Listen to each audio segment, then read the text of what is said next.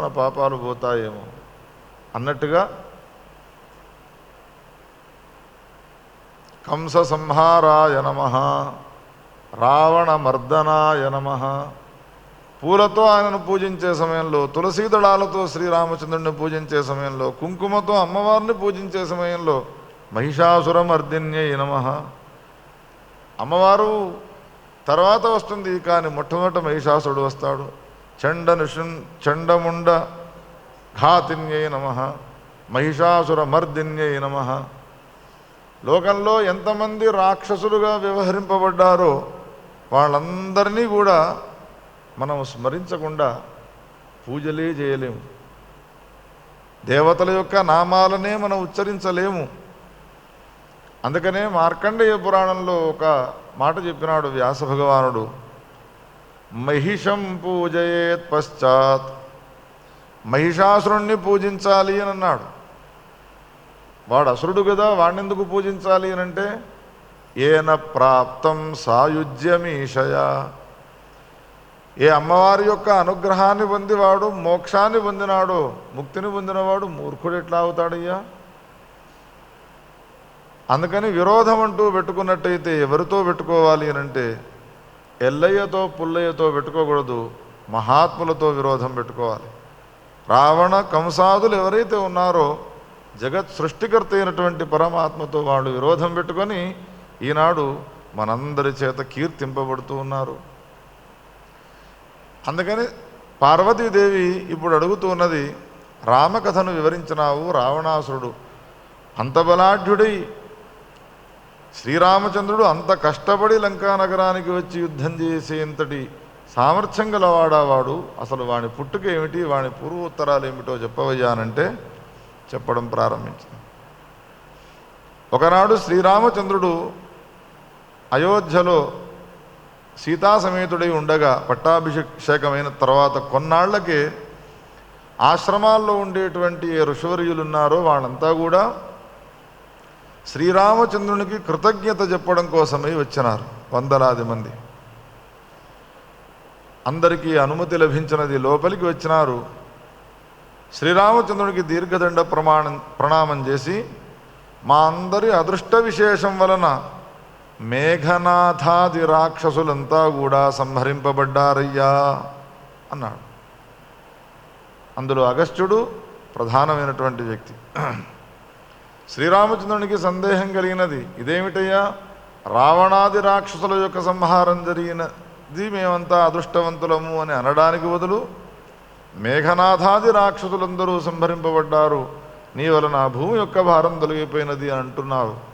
ఏమిటి ఆ మేఘనాథునుకున్నటువంటి గొప్పతనము అని అడిగితే, అప్పుడు అగస్త్యుడు శ్రీరామచంద్రునికి వాళ్ళందరికీ సంబంధించిన పుట్టు పూర్వోత్తరాలను గురించి చెప్పడం ప్రారంభించినాడు.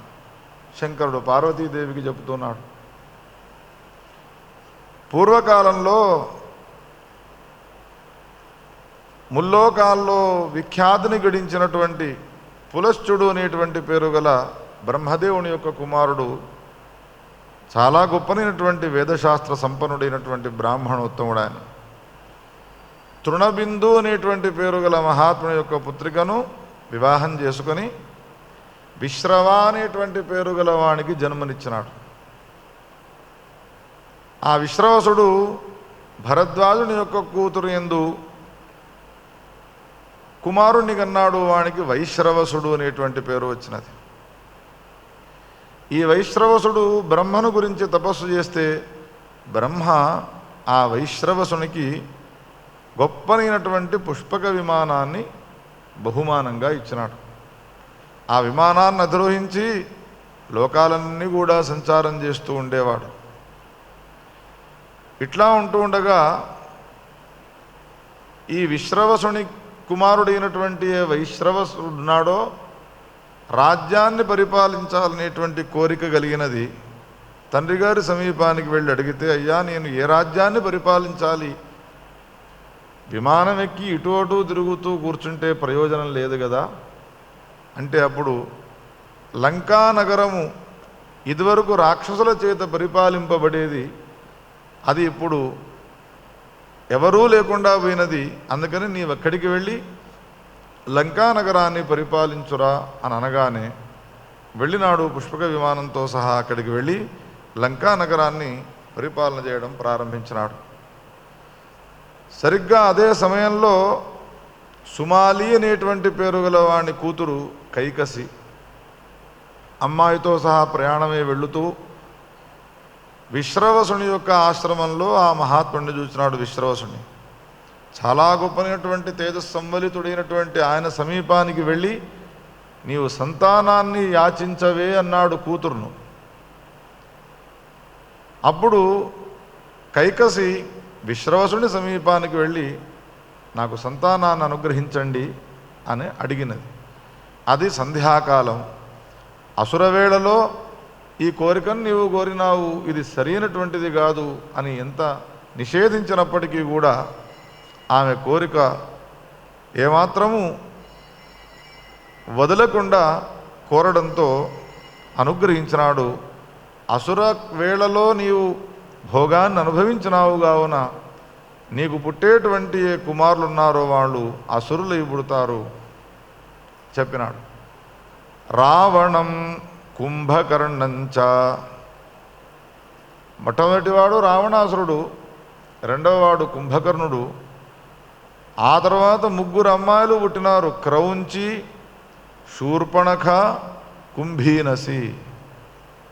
క్రౌంచి, శూర్పణఖ, కుంభీనసి అయిన తర్వాత 3వవాడు విభీషణుడు. ఈ 3లో రావణ, కుంభకర్ణులు, ఆ తర్వాత క్రౌంచి, శూర్పణఖ, కుంభీనసి అనేటువంటి పేర్లు గల వాళ్ళు ఎవరైతే ఉన్నారో వీళ్ళంతా కూడా తమోగుణము అధికం కలిగినటువంటి వాళ్ళు ఉన్నారు. రామచంద్ర, విభీషణుడు మాత్రము పరమ భాగవతోత్తముడు, ఆయనలో సత్వగుణము ఉద్రేకావస్థలో ఉండేది. వీళ్ళందరికీ కూడా వివాహాలు అయిపోయినాయి. కాలాంతరంలో ఒకనాడు రావణాసుని యొక్క తల్లి కైక పిలిచి, ఒరే, నేను పూజించుకునేటువంటి ఆత్మలింగము అదృశ్యమైపోయినది, ఆ లింగాన్ని నీవు కైలాసాధీశుడైనటువంటి శివుని సమీపం నుండి తీసుకుని రారా అని ఆజ్ఞాపించినది. కైలాసానికి వెళ్ళినాడు. ఎన్ని రోజులు తపస్సు చేసినా మహాదేవుడైనటువంటి శంకరుడు ప్రసన్నుడుగాడు, ప్రత్యక్షమవ్వడు. ఎందుకయ్యా మహాదేవా నీవు రావణాసునికి ప్రసన్నుడుగావు అనంటే, నేను ప్రత్యక్షం అవ్వడమే ఆలస్యము, నా ఆత్మలింగాన్ని ఇవ్వమని అడుగుతాడు వాడు. ఆత్మలింగము పోయినది అన్న తర్వాత నేనే లేకుండా పోతాను కైలాసంలో. అప్పుడు వాడేం చేసినాడు రావణాసురుడు, ఖడ్గముతో తలను దగ్గొట్టి తలను కిందికి పెట్టుకొని లోపల ఉన్నటువంటి ఏ పేగులున్నాయో నరములున్నాయో వాటినన్నిటినీ బయటికి లాగి వందలాది వేలాది పేగులు బయటికి రాగా, నరములన్నీ బయటికి రాగా వాటితో వీణానాదం చేస్తూ సంతోషపడుతున్నాడు. మహాదేవుడైనటువంటి శంకరునికి సంగీతం అంటే చాలా ఇష్టము కదా అని సంగీతంలో ఎన్ని రాగాలు ఉన్నాయో రాగాలన్నీ ఆలాపన చేస్తూ వినిపిస్తూ ఉన్నాడు. ముగ్ధుడై వచ్చి ప్రత్యక్షం అవుతాడు, నా కోరికలను ఈడేరుస్తాడు అనే ఉద్దేశంతో మహాదేవుడైనటువంటి శంకరుడు నందికేశ్వరుణ్ణి పిలిచి, ఒరే నంది, వాని తలను మొండానికి అతికించి నీవిక్కడ అల్లరి చేయకుండా లంకా నగరానికి వెళ్ళిపోమ్మని నా మాటగా చెప్పిపోరా అన్నాడు. నందికేశ్వరుడు వెళ్ళినాడు, తలను తీసి మొండానికి అతికించినాడు. శంకరుడు నిన్ను ఇక్కడి నుంచి వెళ్ళిపోమ్మంటున్నాడు, అనవసరమైనటువంటి రాద్ధాంతం చేయవద్దన్నాడు అని చెప్పినాడు. తిరిగి వాపసు వచ్చినాడు. కానీ వింటాడా? మళ్ళీ తలను దగ్గొట్టుకున్నాడు, కింద వారవేసినాడు. లోపల ఉన్నటువంటి నరాలన్నిటి కూడా తీసినటువంటి వాడి ఇంకొక రాగాన్ని ఆలాపన చేయడం ప్రారంభించాడు. ఓసారి మోహన రాగం, ఇంకొకసారి కళ్యాణి రాగం, ఇంకొకసారి శంకరాభరణం. ఈ విధంగా స్వదేహేన వీణాం షడ్జస్వరైః ముహుః చకార స్వముఖేనైవ గాంధర్వం గాయనం శుభం.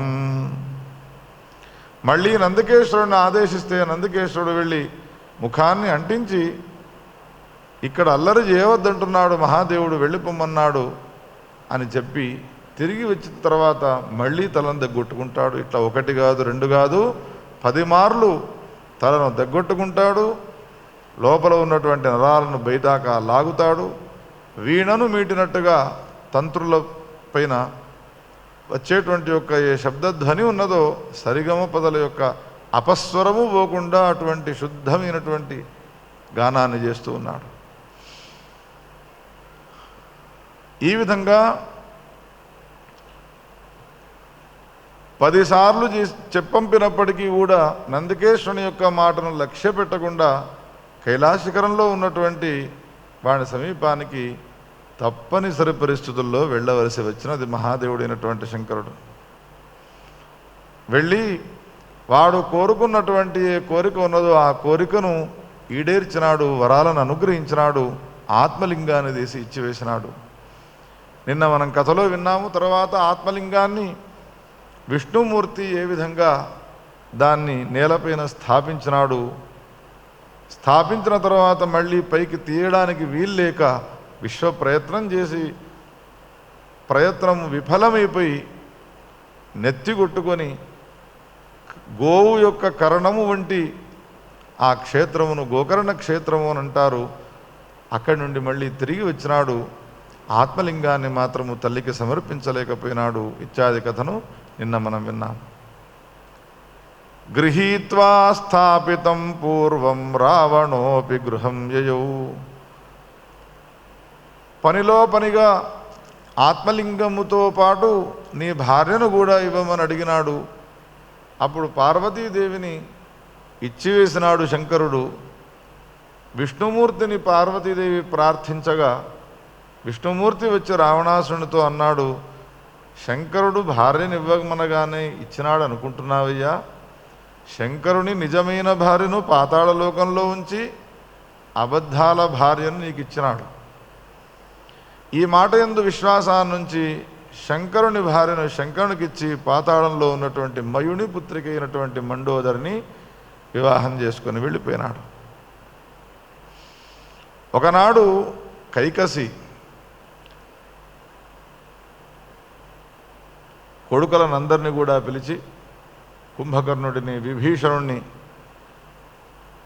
పుట్టినంత మాత్రాన సరిపోదురా జీవునిగా, ఒక్కసారి చూడండి వాడిని వైభవాన్ని చూడండి అని లంకను పరిపాలన చేస్తూ ఉన్నటువంటి ధనాధ్యక్షుడైనటువంటి ఏ కుబేరుడు ఉన్నాడో ఆ కుబేరుణ్ణి చూపి, నేలపైన నడవడు వాడు, ఎప్పుడు వెళ్ళినా ఆకాశంలో పుష్పక విమానం పైన సంచారం చేస్తూ ఉన్నాడు.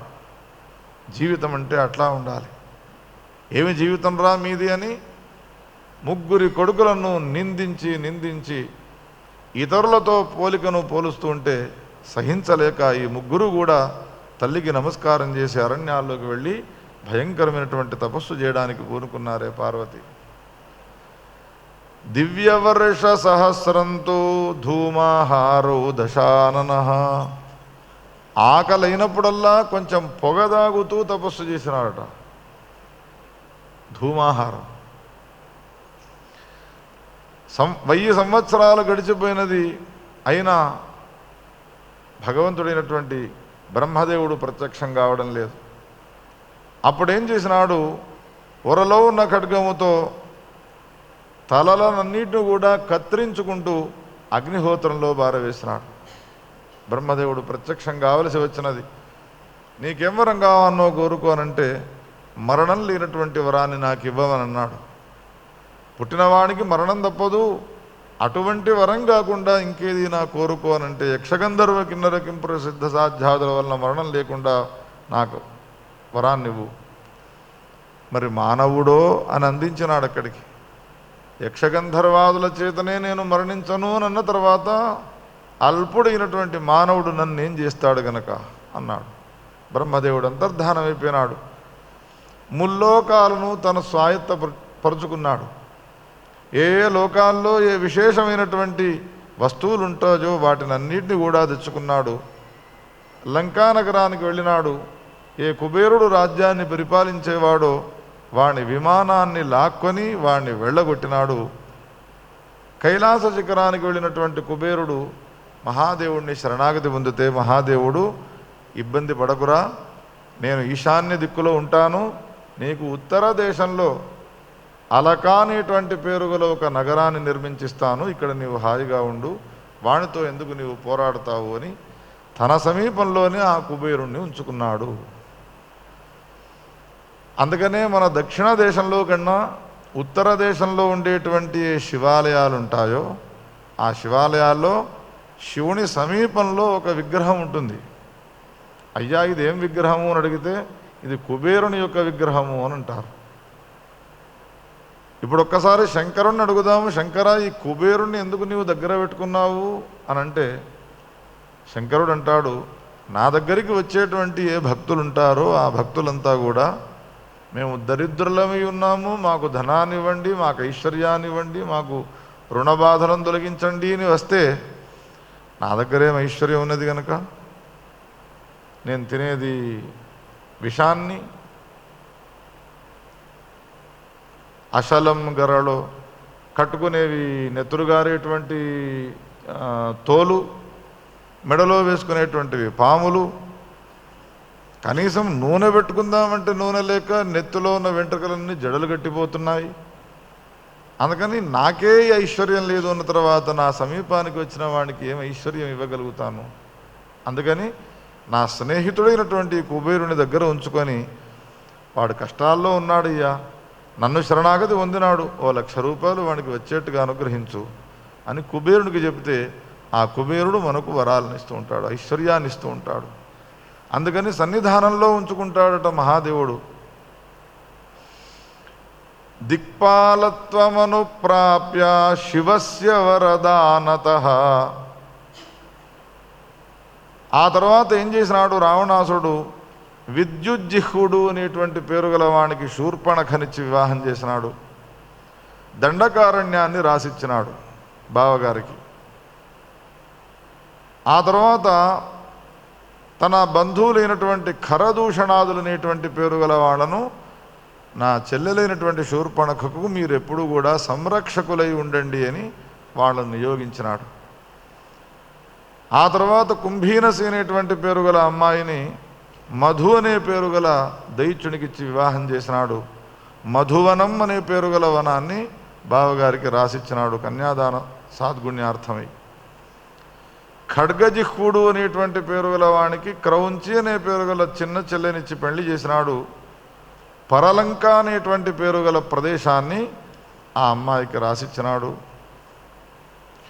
ఈ విధంగా రావణాసురుడు తనకు సంబంధించినటువంటి వరాన్ని బ్రహ్మదేవుడి వల్ల పొందినటువంటి వరం వలన అహంకారంతో కూడుకున్నటువంటి వాడు ఈ లోకాలన్నీ సంచారం చేస్తూ విజయయాత్ర చేయడానికి పూనుకున్నాడు. ఇంకా ఎక్కడెక్కడ ఏ గొప్పనైనటువంటి వస్తువులు ఉన్నాయో, ఎవరెవరు నన్ను కాదని అనుభవిస్తున్నటువంటి గొప్పనైనటువంటి వస్తువులు ఉన్నాయో వాటినన్నిటినీ నేను అనుభవించాలి అని అన్ని లోకాల్లోకి వెళ్ళి సంచారం చేస్తున్నాడు.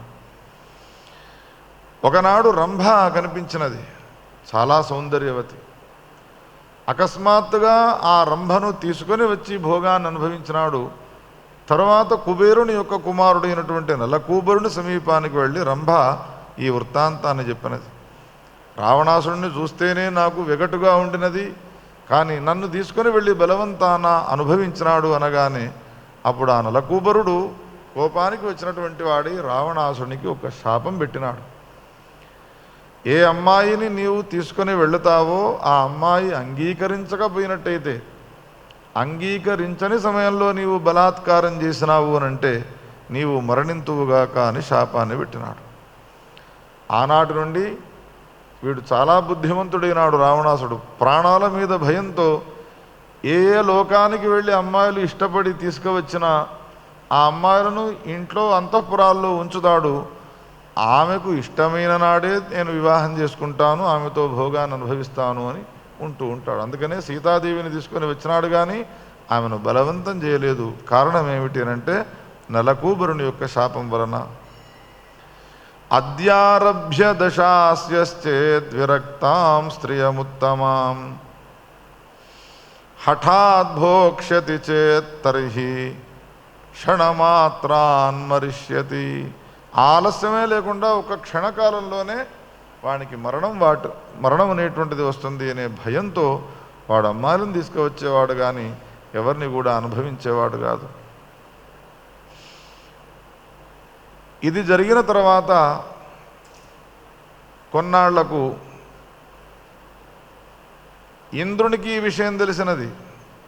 రంభా, ఊర్వశి, మేనక, తిలోత్తమ, ఘృతాచి, అప్సరసలు వీళ్ళంతా కూడా ఉండేవాళ్ళు. నన్ను బలవంతం చేసినాడు అనే మాటను ఇంద్రుడికి చెప్పగానే ఇంద్రుడు ఏం చేసినాడు, రావణాసురుడిని తీసుకుని వెళ్ళి స్వర్గలోకంలో బంధించి పారేసినాడు.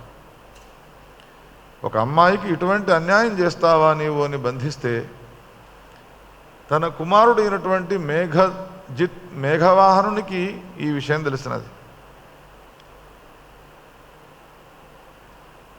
సైన్యాన్ని వెంటబెట్టుకున్నటువంటి వాడు వెళ్ళి స్వర్గలోకం పైన దండయాత్ర చేసి తన తండ్రి గారిని బంధించినటువంటి బంధాలను తెంచివేసి ఇంద్రుడిని జయించినాడు. ఆనాటి నుండి వానికి ఇంద్రజిత్ అనేటువంటి పేరు వచ్చినది. వీడు పుట్టగానే మేఘములు నాదం చేసినాయట, అందుకని వానికి మేఘనాథుడు అని పేరు పెట్టినాడు. ఇంద్రుడిని జయించినాడు కావున కాలాంతరంలో వానికి ఇంద్రజిత్ అనేటువంటి పేరు వచ్చినది. అందుకని రావణాదుల యొక్క సంహారము అని మేము అనక మేఘనాదాదుల యొక్క సంహారం చేసినావయ్యా రామ, దానివలన భూమి యొక్క భారం తొలగిపోయినది అని అన్నాము. ఎందుకో తెలుసు నా స్వామి, రావణాదపి యశ్చాసీద్ బలిష్ఠః సమరప్రియ. మేఘనాథుడు రావణాసుని యొక్క కుమారుడు ఎవడైతే ఉన్నాడో వాడు ఇంద్రజిత్ అనే పేరుతో కూడుకున్నటువంటి వాడు రావణాసుని కన్నా 1000 రెట్లు అధికమైనటువంటి బలపరాక్రమశాలి వాడు. అందుకని రావణాదులను సంహారం చేసినావు అని మేము అనక మేఘనాథాదులు నీవు సంహారం చేసినావు అని అన్నామయ్యా. ఒకనాడు కైలాసానికి వెళ్ళినాడు. కైలాసంలో శంకరుని గురించి తపస్సు చేసినాడు. ఎంతకు శంకరుడు ప్రత్యక్షం కాకపోతే పర్వతాన్ని పెకిలించినాడు.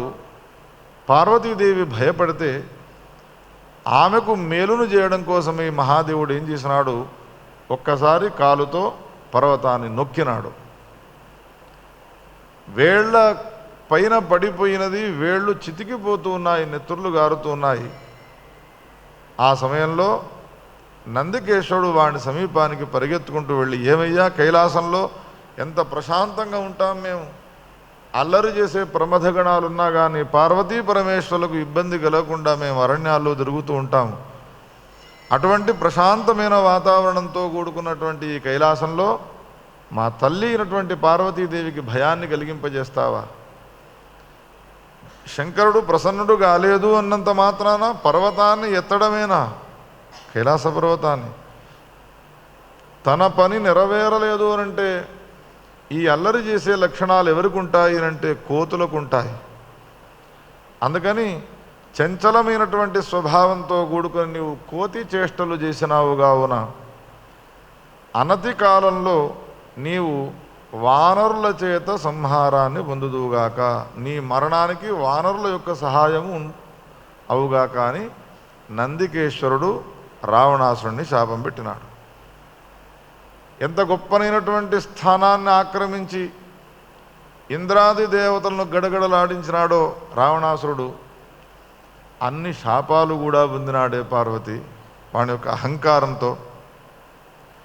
అందుకని లోకంలో గొప్ప స్థానానికి వెళుతూ ఉన్న కొద్దీ అహంకారము తగ్గించుకుంటూ ఉండాలి. అహంకారం అనేటువంటిది కనుక ఒకవేళ వెంటాడినది వాడిని అనంటే వాడు ఉత్తమమైనటువంటి గతులను పొందలేడు అని శంకరుడు పార్వతీదేవితో చెబుతున్నాడు. ఆ తర్వాత కార్తవీర్యార్జునుడి కథ నిన్న విన్నాం మనం. కార్తవీర్యార్జునుడు వెనక నుండి పట్టుకొని ఆ దశాననుణ్ణి తన రాజ్యంలోకి తీసుకుని వెళ్ళి కింద పారవేసినాడు. ఏనగ బొమ్మలు, గుర్రపు బొమ్మలు ఉన్నట్టుగా ఈ రావణాసురుడిని తాళ్లతో కట్టి వాళ్ళ వీధుల్లో అంతటా కూడా తిప్పుతూ ఆడుకునేవాళ్ళట. కీ ఇచ్చేటువంటి బొమ్మలు కొన్ని ఉండేవి వెనకట. ఇప్పుడు అన్ని రిమోట్ సిస్టమ్ వచ్చినాయిగా. నడుస్తూ ఉన్నటువంటి బొమ్మలను చూసి పిల్లలు సంతోషపడ్డట్టుగా ఆ అవంతి నగరంలో కార్తవీర్యార్జుని యొక్క ఏ పిల్లలు ఉన్నారో ఆ పిల్లలు చాలా రోజులు ఈ రావణాసురునితో ఆట బొమ్మల వలె ఆడుకున్నారు. వాడితో కార్తవీర్యార్జుని యొక్క పరాక్రమం ఎంత గొప్పనదో ఆలోచించు. ఇది జరిగిన తర్వాత కొన్నాళ్లకు విజయయాత్ర చేయాలనేటువంటి సంకల్పంతో బయలుదేరినాడు. అన్ని లోకాలు దాదాపు ముగిసినాయి, పాతాళ లోకానికి వెళ్ళాలి అని అక్కడికి వెళ్ళినాడు. వెళ్ళే వరకు అక్కడ బలిచక్రవర్తి ఆ రాజ్యాన్ని పరిపాలన చేస్తూ ఉన్నాడు. ఎవరైనా దుండగులు వచ్చిన ఆ రాజ్యాన్ని అపహరిస్తారు కావున నీవే నా రాజ్యాన్ని రక్షించాలి అని అంటే అప్పుడు నారాయణమూర్తి వామనునిగా ఉండి వామనావతారం ఎత్తినటువంటి వాడి ఆయన రాజ్యంలోకి ఎవ్వరు రాకుండా పోకుండా ద్వారదేశంలో ద్వారపాలకునిగా ఉన్నాడు. రావణాసురుడు సహజంగా వచ్చినాడు. లోపలికి వెళ్ళబోతూ ఉంటే ఎవరవు నీవు అన్నాడు. అంటే నేను రావణాసురుడను, నేను లోపలికి వెళ్ళాలి, వెళ్ళడానికి వీలు లేదు అని ఎంత చెప్పినా వినకుండా లోపలికి ప్రవేశించినాడు. కానీ లోపల ఎంతటి వైభవం అది! బలిచక్రవర్తి యొక్క వైభవం చెప్పడానికి వీల్లేదు. మహాలక్ష్మీదేవి తాండవిస్తూ ఉన్నది అక్కడ. ఏ లంకానగరము శరణమయమై ఉన్నది, నేనే లోకంలో ఉన్నటువంటి వాళ్ళ అందరి యొక్క భోగాన్ని అనుభవిస్తున్నాను అని ఈ అహంకారంతో కూడుకొని ఉన్నాడో రావణాసురుడు. వాడి అహంకారం ఇక్కడ నాశనమైనది. లంకాధీశుడైనటువంటి రావణాసురుని ఐశ్వర్యమున కన్నా 1,000,000 రెట్ల అధికమైనటువంటి ఐశ్వర్యంతో భోగాలను అనుభవిస్తున్నాడు బలిచక్రవర్తి. అక్కడ జరిగినది ఏమిటి అని అంటే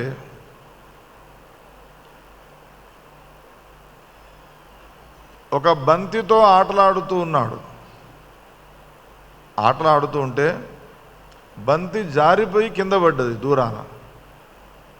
వెలగట్టడానికి వీలు లేనటువంటి ఆభరణాలను ధరించి ఆటలాడుతున్న వీళ్ళని చూస్తే నిశ్చేష్టుడై చూస్తూ ఉన్నాడు. వనము సమీపంలో ఉన్నాడు. విసిరినటువంటి బంతి అక్కడ పడితే బలిచక్రవర్తి రావణాసుడు అది తీసుకొని ఇటు రావయ్యా అన్నాడు. వెళ్ళినాడు. బంతిని తీసుకువెళ్ళి ఇద్దాము అని మొట్టమొదట వేలును పెట్టినాడు, లేవలేదు. చెయ్యిని పెట్టినాడు, లేవలేదు. 2 చేతులు 20 చేతులను సృష్టించుకున్నాడు. శరీరం అంతా చెమట పెడుతున్నది. ఇంతలో ఆ బలిచక్రవర్తి రాజ్యంలో పనిచేసేటువంటి పరిచారికలు ఉంటారో వాళ్ళు దీనికి ఇంత కష్టపడుతున్నావా నాయన అని ఆ బంతిని తీసుకువెళ్ళి బలిచక్రవర్తి చేతిలో పెట్టినారు. రాజ్యంలో ఉండేటువంటి పనిచేసేటువంటి వాడు లేపిన ఒక బంతిని లేపలేకపోయినాడు రావణాసురుడు. ప్రోచ్చచాల భువః పాశం కరేణ చచాల సహ కైలాస పర్వతాన్ని ఎత్తినాననే అహంకారం వాడుకున్నది. కానీ బలిచక్రవర్తి రాజ్యంలో ఒక బంతిని లేవలేకపోయినాడు. పరిచారిక అయినటువంటి ఒక స్త్రీ వచ్చి తీసుకుని వెళ్ళినది. ఆ లేపిన సమయంలో వేళ్లపైన పడిపోయినటువంటి బంతితో ఎట్లయితే కైలాసకరం ఒత్తడం వలన ఏర్పడ్డ గాయాలైనాయో అట్లా గాయాలైపోతే అప్పుడు బలిచక్రవర్తి వీడిని చూచి వీడెవడో మనను ధిక్కరించడానికి వచ్చినాడు, మనకున్నటువంటి ఐశ్వర్యాన్ని నాశనం చేయడానికి వచ్చినాడు అని బంధించక అశ్వశాలలో ఉంచి అశ్వములు ఏనగలు అవతలికి పోతే వాటిని ఎత్తేందుకోసమని పెట్టినాడు. అక్కడ పనివాళ్ళు ఎవరైతే ఉంటారో వాళ్లకు విశ్రాంతినిచ్చి రావణాసురుణ్ణి ఆ పని చేయడానికి పెట్టినాడు. అశ్వానాం శకృతం నీత్వా ప్రాక్షిపత్ ప్రత్యహం బహిః. ఇట్లా ఉంటుండగా ఒకనాడు 1 రోజు కాదు 2 రోజులు కాదు 2-3 నెలలు విజయయాత్ర చేద్దామని చెప్పి ప్రయాణమైనటువంటి తాను ఈ బలిచక్రవర్తి సమీపానికి వచ్చి ఈయన రాజ్యంలో చిక్కుకుపోయినాడు. ఏదో చెరసాల్లో బంధించడము అదో ఇదో గాక ఇంత నీచమైనటువంటి పనిని తనతో చేయిస్తున్నాడు. దీనిలో నుంచి ఎట్లయినా బయటపడాలి అని అనుకుంటూ ఒకనాడు ద్వారపాలకునిగా ఉన్నటువంటి వామనుని దగ్గరికి వెళ్ళి ప్రార్థించినాడు. అయ్యా, అనుకోకుండా నేను ఇక్కడికి ప్రవేశించినాను, నాది అపరాధమైనది, అందుకని నేను మళ్ళీ మా లోకానికి వెళ్ళాలనుకుంటున్నాను అని తన యొక్క అహంకారాన్ని దూరం చేస్తే దగ్గరికి రమ్మన్నాడు. కుడికాలు బొటనవేలు పెట్టినాడు. రావణాసుడిని ఒక్కసారి చిమ్మగానే పోయి లంకానగరంలో పడ్డాడు. ఇక ముందు ఎన్నడూ కూడా బలిచక్రవర్తి రాజ్యానికి వెళ్ళ